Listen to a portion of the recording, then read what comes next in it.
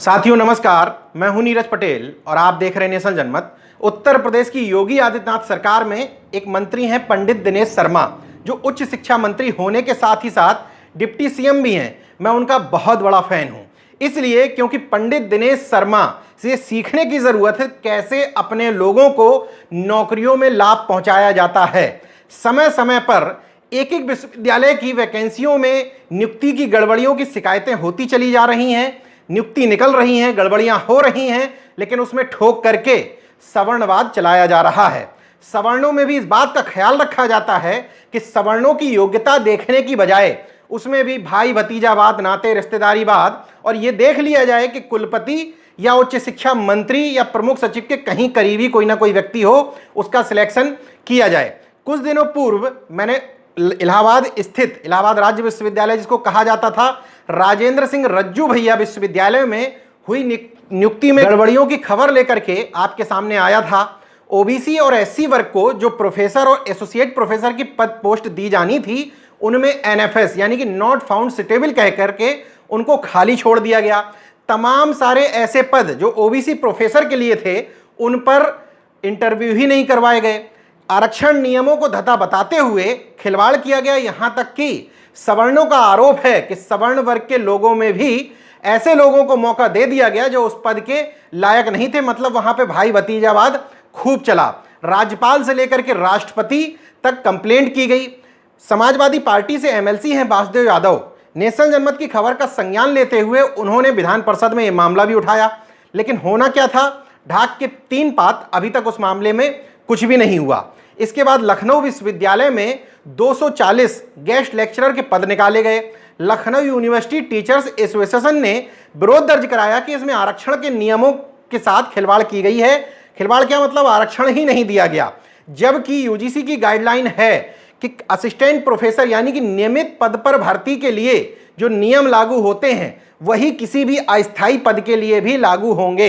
इस मामले में हंगामा मचा, राज्यपाल से कंप्लेंट की गई, राज्य पिछड़ा वर्ग आयोग और राष्ट्रीय पिछड़ा वर्ग आयोग तक कंप्लेंट भेजी गई। राज्य पिछड़ा वर्ग आयोग ने सुनवाई रखी। राज्य पिछड़ा वर्ग आयोग के पास लखनऊ विश्वविद्यालय के कुल सचिव बीके सिंह जी ने यह कहते हुए पल्ला झाड़ लिया।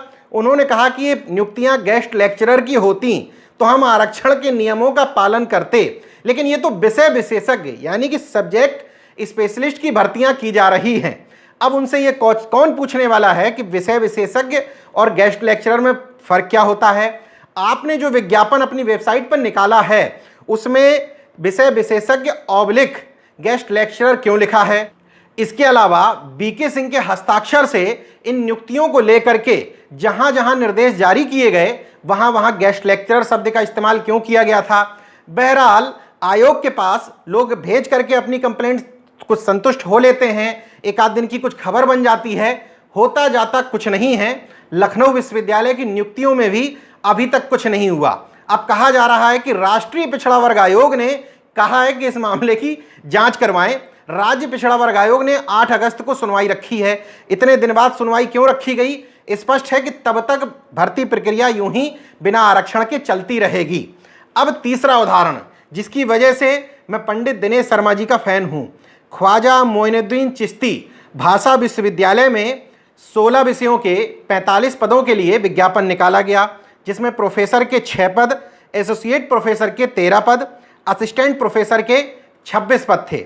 अब इन भर्तियों में गड़बड़ी की बात निकल करके सामने आ गई, इसलिए क्योंकि नागरिक अधिकार परिषद के जिया उल्लाह सिद्दीकी और जनहित संघर्ष मोर्चा के हाजी हफीज सिद्दीकी ने राज्यपाल और कांग्रेस के प्रदेश अध्यक्ष से मिलकर के बताया है कि इन भर्तियों में खिलवाड़ किया जा रहा है। पहला खिलवाड़ तो ये कि भर्ती प्रक्रिया आरक्षण नियमों के हिसाब से ईडब्ल्यूएस की 4 सीटें होनी चाहिए थी, लेकिन ईडब्ल्यूएस को दे दिए गए 7 पद। दूसरा आरोप यह लगाया गया कि चूंकि जो वर्तमान में कुलपति हैं प्रोफेसर मारुख मिर्जा, अक्टूबर माह में उनका कार्यकाल खत्म हो रहा है, तो वो 4 अगस्त से 10 सितंबर के बीच में भर्ती प्रक्रिया संपन्न करा करके तमाम अपने लोगों को और डिप्टी सीएम दिनेश शर्मा के लोगों को एडजस्ट करना चाहते हैं। नेशनल जनमत ये पता करने में लगा हुआ है कि किसके किसके रिश्तेदारों का कहां कहां सिलेक्शन हुआ है। हमें लिस्ट मिलते ही हम आपके साथ साझा करेंगे। पहले ये बता देते हैं कि प्रारंभिक तौर पर कौन सी गड़बड़ियां हुई हैं नियुक्तियों में। 13 अगस्त 2019 को उत्तर प्रदेश सरकार के एसीएस यानी कि अपर मुख्य सचिव मुकुल सिंघल जी ने एक शासनादेश जारी किया था। उस शासनादेश में बताया गया था कि 100 पॉइंट रोस्टर यानी कि 100 बिंदुओं के हिसाब से आरक्षण कैसे देना है। उसमें बताया गया था कि अगर पहला पद होगा तो वो किसके लिए आरक्षित होगा, दूसरा पद, तीसरा पद, ऐसे कर करके पूरा 100 पदों के लिए स्पष्ट तौर पर लिख करके बताया गया था कि इस पदों की वैकेंसी निकालने पर किस पद को आरक्षित रखा जाएगा, किस पद को किसके लिए अनारक्षित रखा जाएगा।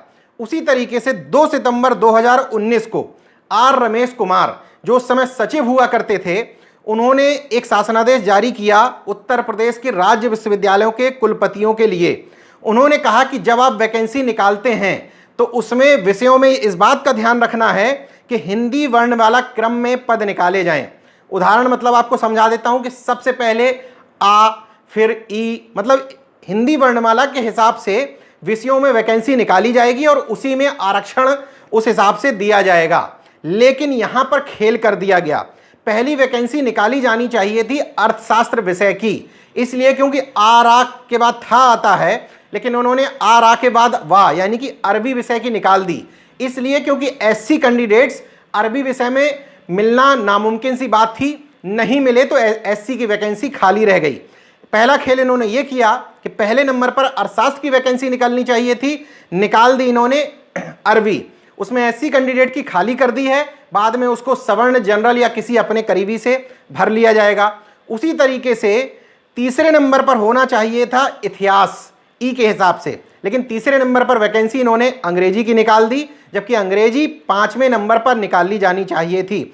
ऊपर के 5 विषयों में जिस तरीके से बताया गया है वर्णमाला के हिसाब से, उसका इन्होंने पालन नहीं किया। इसके अलावा रोस्टर के नियमों का भी ख्याल नहीं रखा, इसलिए क्योंकि आपने विषय बदल दिए, ईडब्ल्यूएस में आपने रिजर्वेशन ज़्यादा दे दिया, स्वाभाविक तौर पर ओबीसी एससी के नियमों के साथ खिलवाड़ की गई। तीसरी गड़बड़ियां जो इन्होंने की हैं वो भाई भतीजावाद के आरोप लगे हैं। आरोप ये लगाए जा रहे हैं कि कुलपति से लेकर के मंत्री दिनेश शर्मा से लेकर के तमाम सारे लोगों की सिफारिशों पर यहां पर भर्तियां की गई हैं। इन्हीं सारी गड़बड़ियों के बीच में नेशनल जनमत को एक और जानकारी हाथ लगी कि तमाम सारे विषयों में जिनमें आरक्षित वर्ग के व्यक्ति के प्रोफेसर या एसोसिएट प्रोफेसर के लिए पद आरक्षित किया गया था, उसको एनएफएस यानी कि नॉट फाउंड सुटेबल करार दे दिया गया है। तमाम लोगों की जानकारी मैं निकालने की कोशिश कर रहा हूं। इसी बीच में मेरे पास एक फ़ोन आया जिन्होंने एजुकेशन यानी कि शिक्षा शास्त्र विषय के लिए एसोसिएट प्रोफेसर के पद पर अप्लाई किया था। उनका नाम है अखिलेश, ओबीसी वर्ग से आते हैं, उनको नॉट फाउंड सुटेबल करार दे दिया गया है। अब सवाल इसलिए उठते हैं क्योंकि वो रामनगर पीजी कॉलेज बाराबंकी में असिस्टेंट प्रोफेसर के पद पर 9 साल से पढ़ा रहे हैं। योग्यता समझिए, एमएससी किए हैं, एमएड किए हैं, पीएचडी हैं, नेट हैं, जीआरएफ हैं। 25 शोध पत्र उनके जारी हो चुके हैं, 30 सेमिनार में अपने पेपर प्रेजेंट कर चुके हैं, 5 राष्ट्रीय संस्थाओं में सदस्य भी हैं। इसके बाद भी वो अयोग्य हैं, नॉट फाउंड सुटेबल कह करके उनको इस पद के अयोग्य बता दिया गया है। इसके अलावा 2 लोग जो और आए थे वो सेल्फ फाइनेंस कॉलेज से आए हुए थे, इसलिए प्रारंभिक तौर पर अखिलेश इस पद के दावेदार इसलिए बन सकते थे क्योंकि असिस्टेंट प्रोफेसर पर उनकी जिस समय नियुक्ति हुई थी वो उच्चतर शिक्षा सेवा आयोग की परीक्षा पास करने के बाद सारी योग्यता और अहर्ता रखने के बाद ही एसोसिएट प्रोफेसर के पद पर इंटरव्यू देने गए थे। लेकिन HOD Chandana De, professor Amit Shukla, registrar एक शुक्ला जी हैं वहाँ पर, इन सारे लोगों की नज़र में वो नॉट फाउंड सुटेबल साबित हुए।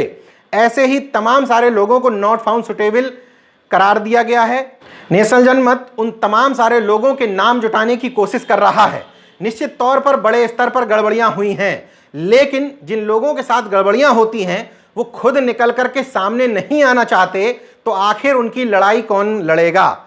विपक्ष की क्या स्थिति है वो आपके सामने है, और विपक्ष की स्थिति ऐसी इसलिए है क्योंकि जातिवाद के वशीभूत होकर के विभिन्न सरकारें जो आती हैं सत्ता में, हमारी आपकी डिमांड उनसे assistant professor, professor, associate professor या नौकरियों की रहती ही नहीं है। जाति के आधार पर हम थोड़े मोड़े झुंझुने लेकर के अपने जाति के नेता को सामने दे करके संतुष्ट हो जाते हैं। इसलिए मैं कहता हूं कि विपक्षी दलों के अलावा वो बैकवर्ड और एससी के लोग जो भारतीय जनता पार्टी में किसी भी जाति की, किसी भी बैकवर्ड एससी की रहनुमाई करते हैं, उनको सीख लेनी चाहिए दिनेश शर्मा जैसे डिप्टी सीएम से।